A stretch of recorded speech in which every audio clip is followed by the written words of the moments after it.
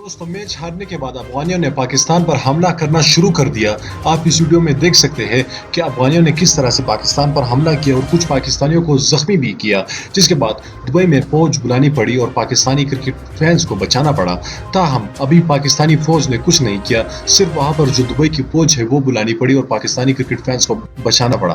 ताहम Pakistani cricket fans ने भी मौके का तलाश करते हुए अफगानी फैंस पर वापस से अटैक किया है और अफगानी फैंस को भी काफी ज्यादा नुकसान पहुंचाया। अल्लाह इस लड़ाई को जल्दी रोके ताकि मजीद खून खराबा ना हो।